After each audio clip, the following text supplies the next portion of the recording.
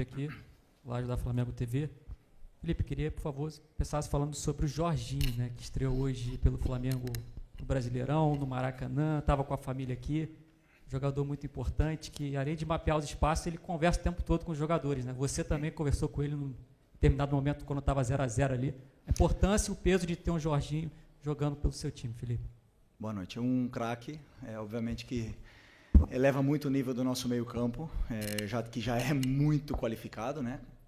E eu amo esse tipo de jogador que é treinador dentro de campo. Então ele leva sempre a minha ideia, ele entende e muito rápido, porque ele sente, e ele transmite e corrige o time dentro de campo muitas vezes aonde eu não consigo chegar. Então é um jogador muito diferente, que não à toa foi o terceiro melhor jogador do mundo, e vamos poder desfrutá-lo aqui por um tempo.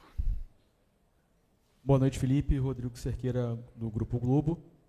O Flamengo conseguiu uma vitória importante para se manter na liderança, mas eu queria perguntar para você sobre o Pedro, que de fato aconteceu, a sua percepção, a sua análise, e se você conta com o Pedro para o próximo jogo, como é que está essa situação. Obrigado. Bom, óbvio que ia perguntar. O que aconteceu foi que o comportamento e a atitude do Pedro durante a semana foi lamentável. Beirou o ridículo para mim. E, evidentemente, que o Pedro tem os seus problemas pessoais com a diretoria, com o clube, problemas dele. Ele não é de agora que ele vinha treinando mal, vem durante um tempo, só que essa semana ele realmente rompeu para mim com um princípio claro que nós temos como comissão e o grupo de jogadores tem, que é a cultura de treino.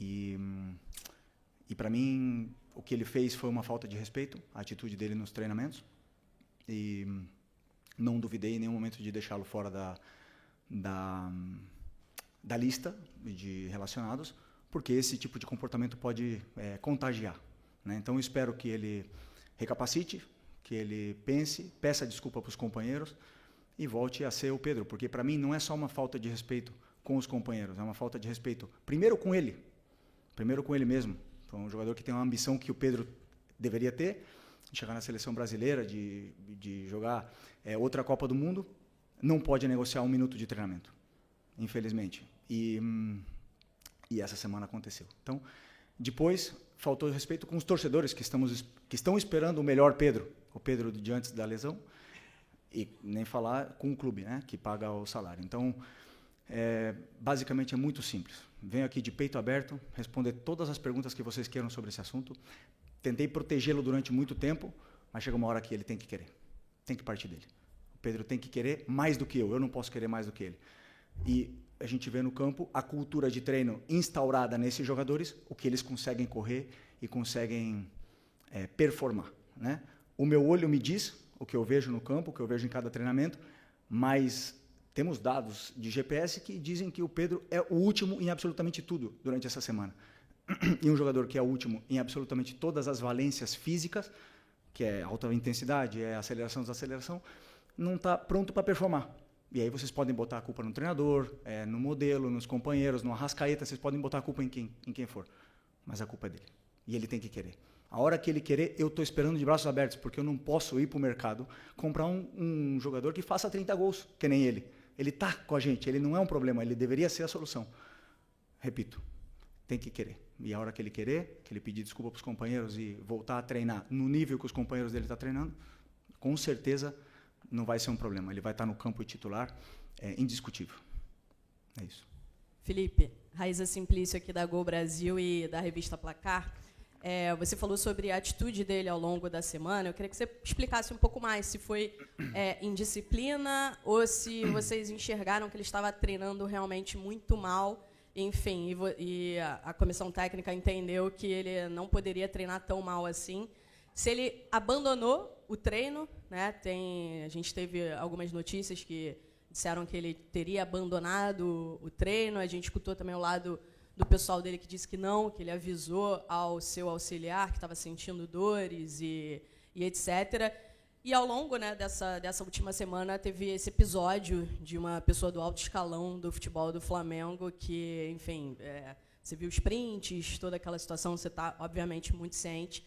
se você conversou com ele, o que você sentiu dele depois disso. Bom, primeiro, como eu falei, a treinabilidade dele é mais baixa, né? O Pedro estava assim. Aconteceram esses vazamentos, esses prints. Eu não tenho absolutamente nada a ver com isso. Eu não quero que o Pedro seja vendido. Eu não quero que o Pedro saia. Chamei os capitães, chamei ele na frente, transmitimos isso para ele, os capitães também. Falamos para ele que precisamos dele, precisamos do Pedro. E não vou entrar em detalhes micro, mas obviamente que você vê o aquecimento, as respostas, o deboche, a maneira de correr, de andar. E depois, como eu falei para você, está tudo quantificado com o GPS e aí os números são muito inferiores, né?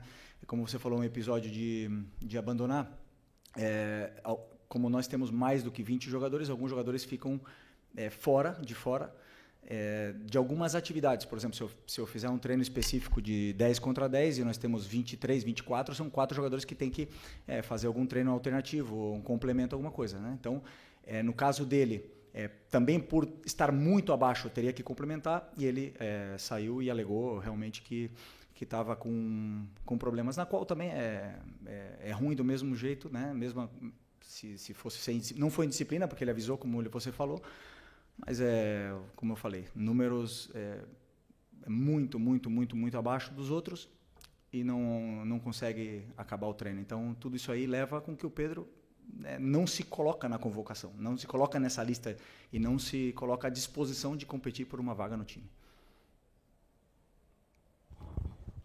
Felipe, boa noite. Natália Brasil, Rádio Roquete. Eu queria sair agora um pouquinho aqui. Queria sair aqui um pouquinho dessa esfera do Pedro. Acho que você já passou todas as informações. Queria entender, hoje a gente teve 2 problemas com os laterais esquerdos. O Alexandro sentiu ali logo no começo. Em seguida, o Ayrton Lucas teve um problema também, né? O Paiva até já passou para a gente aqui mais ou menos o que houve. E você fez a escolha do Varela ao invés do Vina. Então, eu queria entender como está esse momento do jogador, por que você fez essa escolha, se você puder passar um pouquinho para a gente.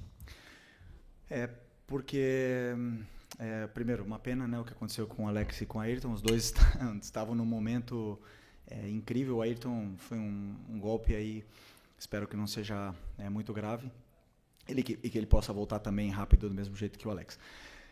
O Vinha também vem de uma lesão muito grave e eu acredito que ele não esteja ainda no nível dos companheiros para poder competir num jogo do jeito que estava, né? Estou tentando dar os minutos quando consigo, né? Por exemplo, entrou um jogo contra o Fortaleza, entrou também um jogo no Mundial, mas é um menino que treina com uma força, com uma intensidade, puxa fila em tudo, e eu não tenho dúvida que ele vai voltar ao nível dele quanto antes. O fato também de ele estar no banco é um prêmio pelo esforço que ele faz, e também eu conto com ele, mas nesse momento eu optei pelo Varela, porque eu acredito que o Varela já está mais adaptado e entendendo já muito bem o que eu quero.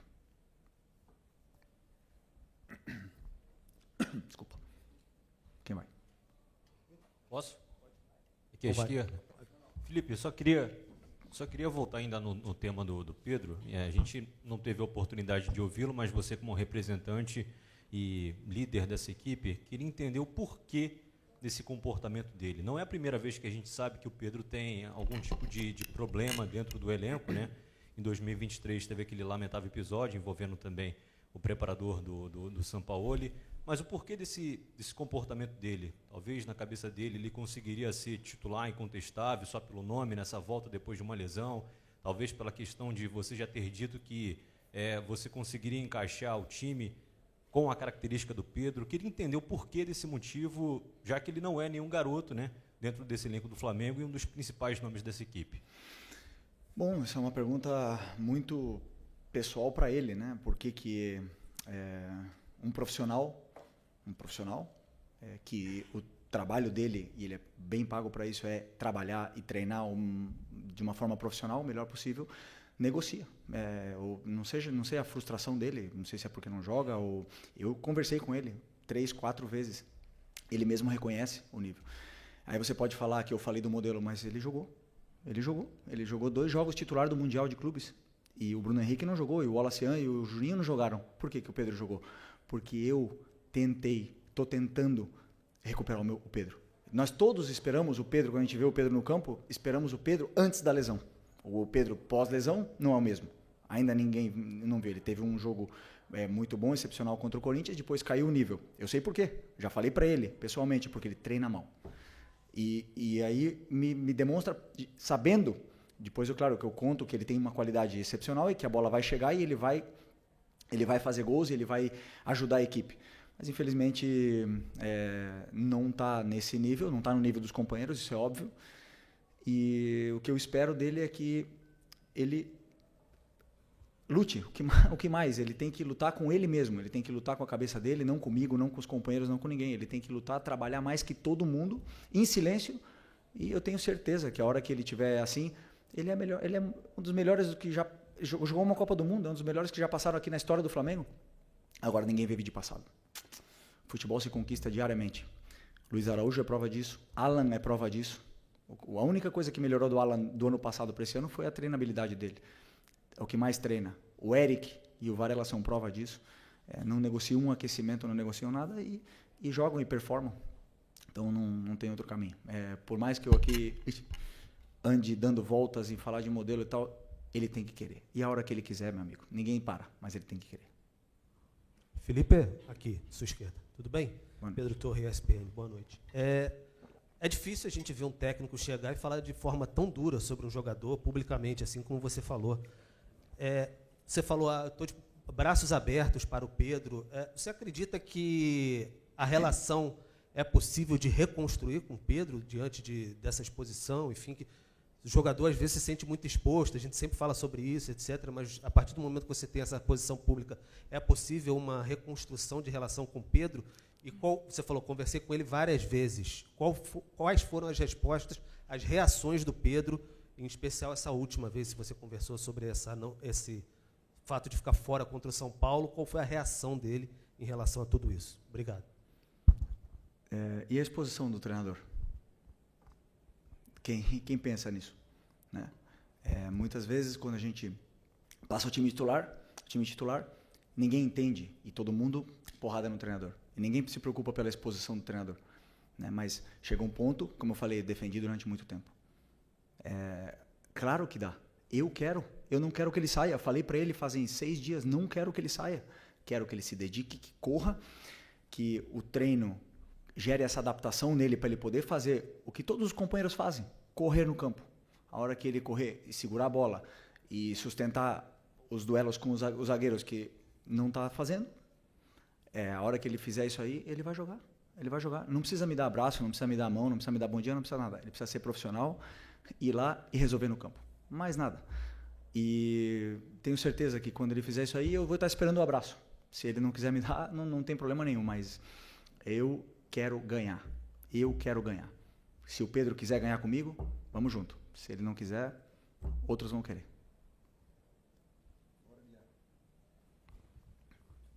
Pode ir? Aqui. Boa noite, Felipe Isabelle Costa, Canal Gold. Queria te perguntar sobre negociações e como a janela abriu, né? A gente também tem visto um pouco da movimentação do Flamengo no mercado. Até surgiu o nome do jogador, né? Mike Johnston, que aparentemente tinha até um voo comprado para chegar durante essa semana, mas a diretoria parece que voltou atrás. Queria saber de você, que é o técnico e provavelmente acompanha isso tudo, como é que tem sido esse trabalho para mapear, por que teve essa decisão de voltar atrás pela contratação desse jogador? Além de contratações para chegadas, também tem notícias sobre saídas, como o Matheus Gonçalves. Tem alguma decisão tomada sobre o Matheus? Você conta com o Matheus no time? E também queria entender o que rolou com o Mike, que voltou atrás, né? Obrigada. Desculpa, essa pergunta é uma pergunta para o Boto, né? Eu sei, não, sim, eu passei para o clube o que eu acho que a equipe precisa, o elenco precisa, as posições que a gente precisa reforçar, as características dos jogadores que eu gostaria que chegassem.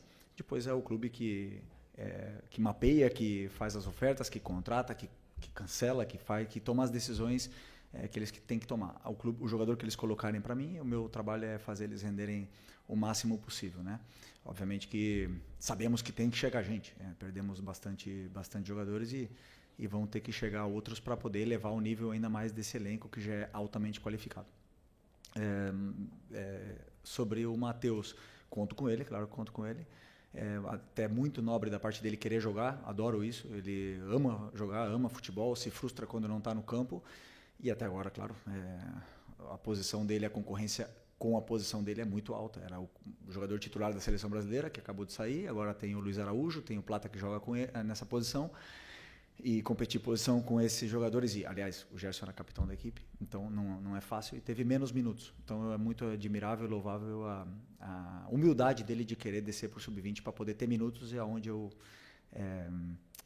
gosto muito. Claro, me passaram os vídeos, as imagens, a gente olhei, falei, ok, com as características que eu quero, e aprovei, claro.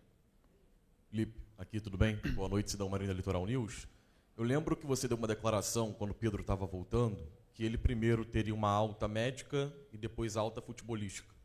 Queria te perguntar se em algum momento você viu essa alta futebolística, desde o momento que ele voltou até agora, e em cima disso, a gente via nas suas falas dos jogadores que o Pedro se dedicou muito durante o período lesionado. Você acredita que esse pode ser o tom da sua conversa com ele para ele voltar ao potencial que ele tem? Desculpa, repete a segunda parte. Qual é a pergunta em concreto?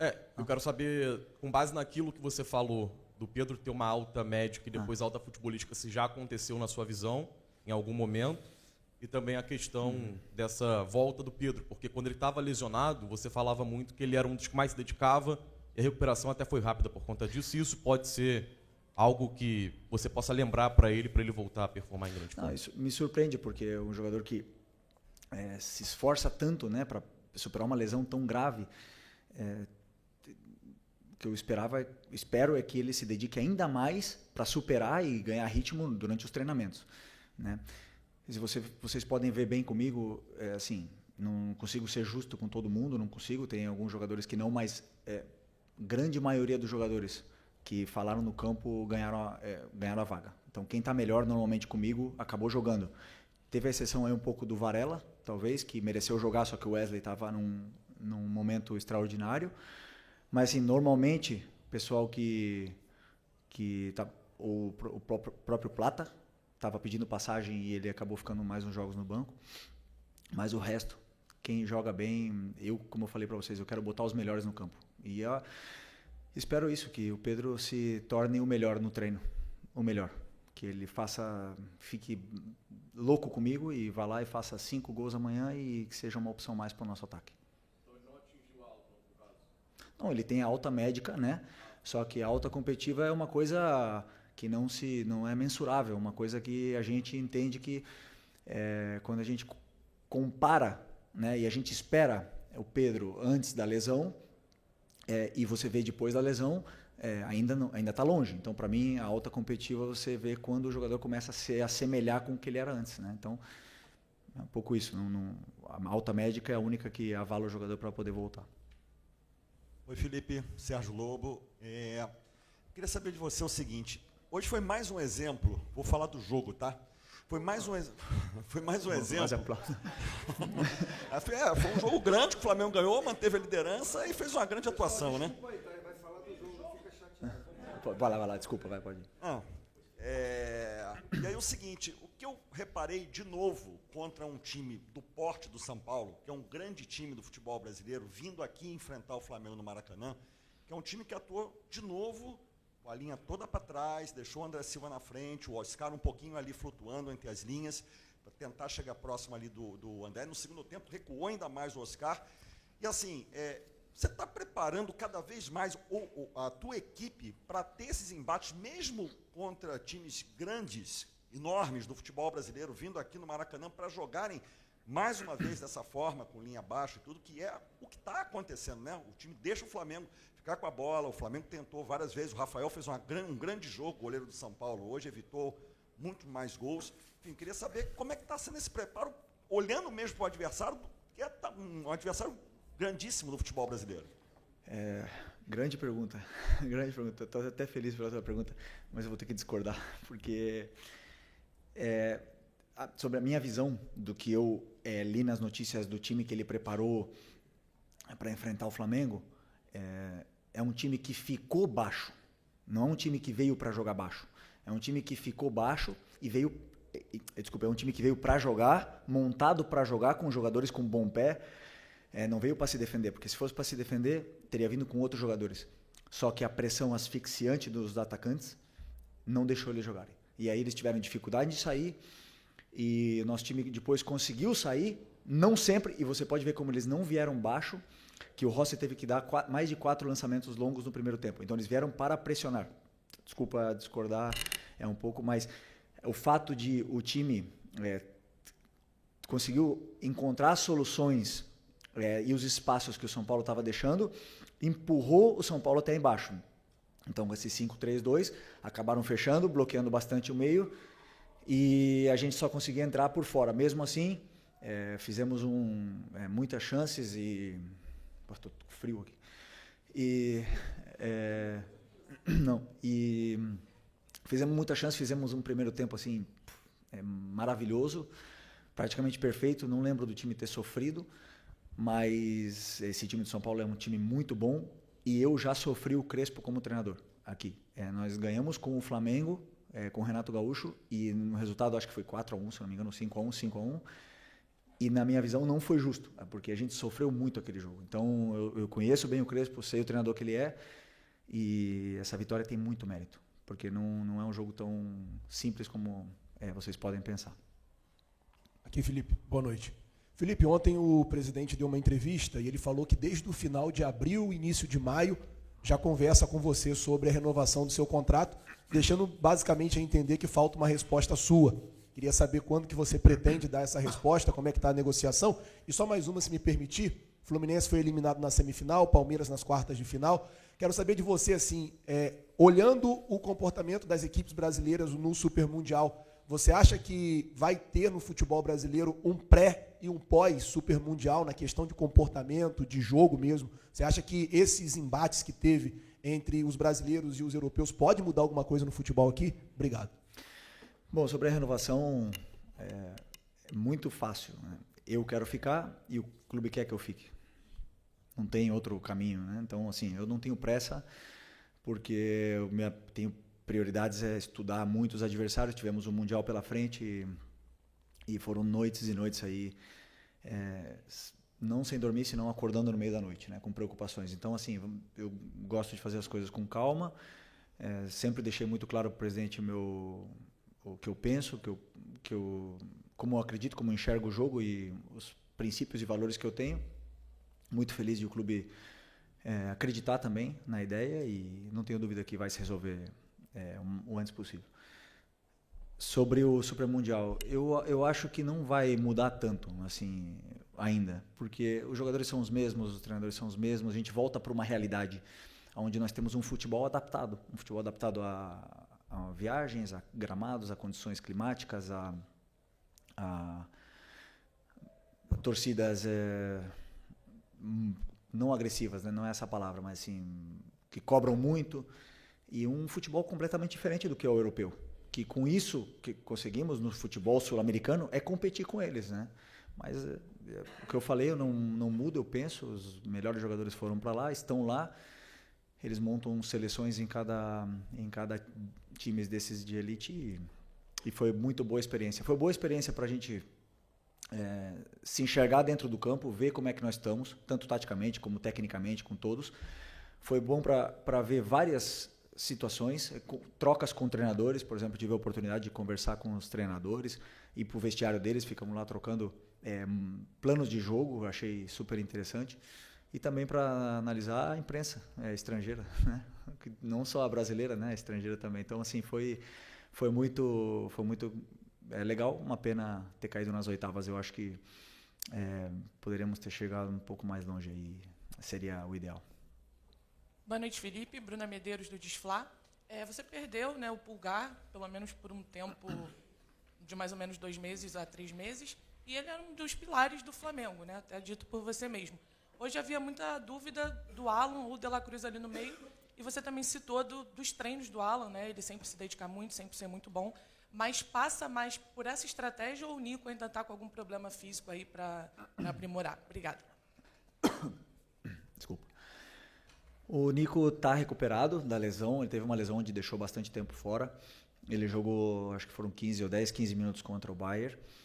Teve essa semana para treinar, mas eu prefiro ter o Nico, né, durante 30 minutos em jogos consecutivos do que ter o Nico hoje 60 e perder ele 2 jogos. Então, tomei essa decisão. Também pelo momento não só do Alan, senão do Everton Araújo. Eu tenho muita confiança nos meus volantes. Estou muito bem servido. Então, assim, já ele volta a ser titular, porque vamos precisar de todo mundo, são muitos jogos, são muitas viagens, muitos desgastes, e para isso, esses jogadores com qualidade. Felipe, boa noite. A gente hoje teve o Alan fazendo uma grande partida, a gente percebe que ele está tranquilo dentro do campo, a gente costuma falar senhor das suas atitudes ali, fazendo, né, dominando ali as jogadas e tal. Eu queria que você falasse sobre isso, essa falta que o Gerson, muita gente esperava que faria, e a gente viu um Flamengo muito forte hoje, um Flamengo muito bem, principalmente no meio de campo. Como é que estava a sua expectativa para hoje, para esse primeiro jogo assim sem o Gerson, e a sua expectativa também, eu sei que você não negocia, você não está no mercado da bola, mas a possibilidade de você perder o Wesley, né? A Roma está, pelo menos as notícias que saem lá, Fabrício Romano, que a Roma está muito perto de fazer a proposta alta pelo Wesley. Como é que você vê essas saídas e a forma que você está encontrando para quem está assistindo, pelo menos quando vê o time, parece que não sentiu tanto? Bom, primeiro porque o Luiz Araújo é um jogadoraço, um jogador à altura, e fez um grande jogo hoje, né? Evidentemente, perdemos o nosso, até então, capitão, na qual eu, pessoalmente, sou absolutamente agradecido a tudo que ele fez, por mim e pela equipe. Desejo muita sorte ao Gerson, mas temos que olhar para frente. Ele já não está mais, né? Então, quando não está mais, não temos que ficar falando mais dos jogadores que não estão mais aqui, senão nos que sim estão. E nós temos o Luiz Araújo, temos o Plata e temos o Matheus, que pode jogar aí, e o Lohan, que também joga aí. Então, todos esses jogadores aí, e o Wallace já jogou aí, inclusive entrou aí e fez gol no Los Angeles. Então, por sorte, estamos bem servidos, né, nessa posição. E o que mais? Do Wesley.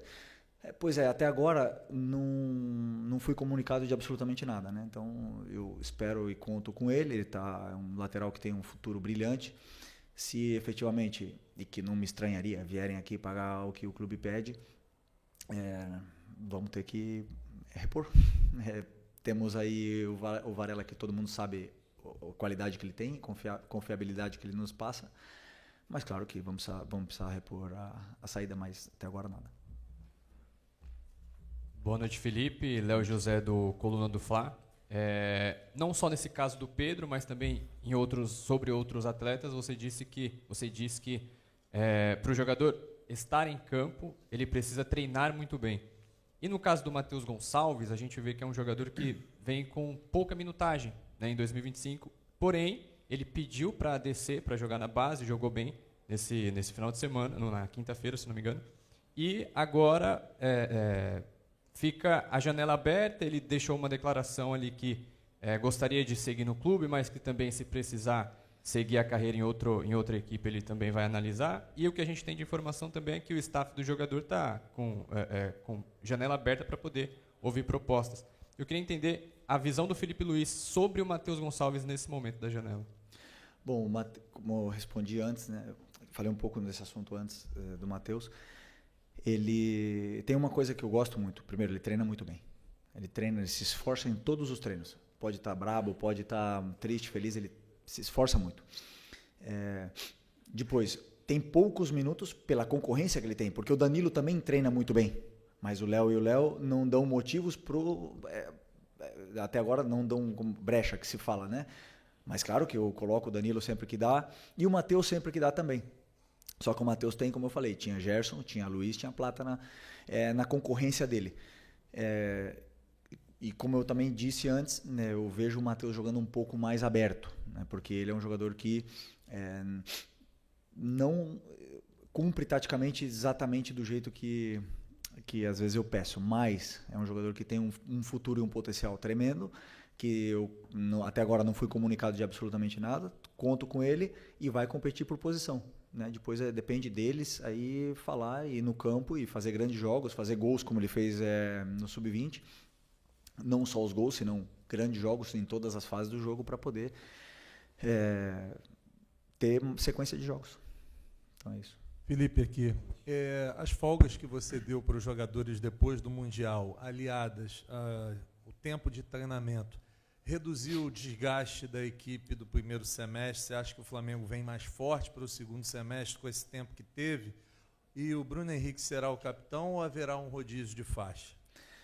Primeiro, sobre a folga, assim, eu sempre que podemos, com esse calendário de tantos jogos, assim, eu tento dar livre para eles, porque eles estão muito bem treinados, é um grupo responsável e a gente precisa limpar a cabeça, né? O futebol brasileiro e um clube tão exigente como o Flamengo, às vezes, maioria das vezes o cansaço não é físico, ele é mental.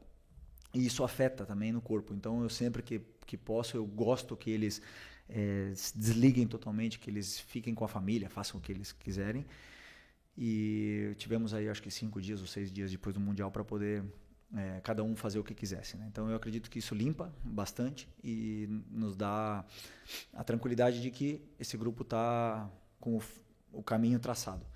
É claro que o segundo semestre vai chegar forte com esse número de jogos, com as peças que vão chegar para potencializar ainda mais esse grupo. E sobre a faixa, seguir o que vinha sendo feito por como é que fala? Antiguidade. Bruno Henrique, Arrasca, o Alex, que foi o capitão que eu escolhi no começo desse ano, e agora o Léo Pereira é o quarto capitão, pela também tempo que ele está no clube, como eu bem falei para os jogadores, é um dos jogadores mais antigos desse grupo.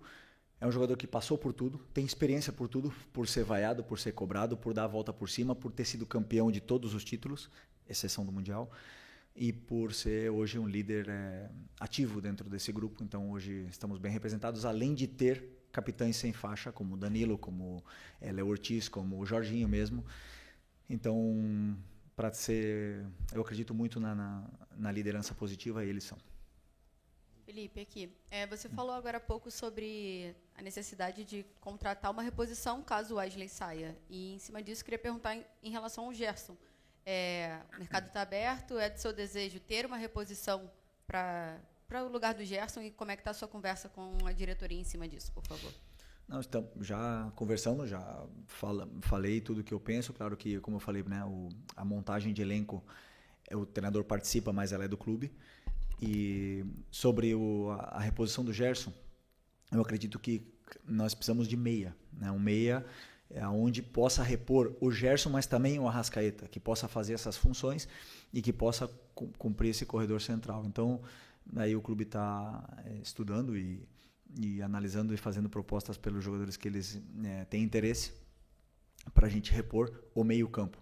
Mas para a posição específica do Gerson, né, onde ele estava jogando agora, porque o Gerson, todo mundo falava que ou dizia que era volante, mas comigo ele jogava muito mais na meia, à direita, né? Então eu tenho o Luiz e o Plata, na qual confio muito.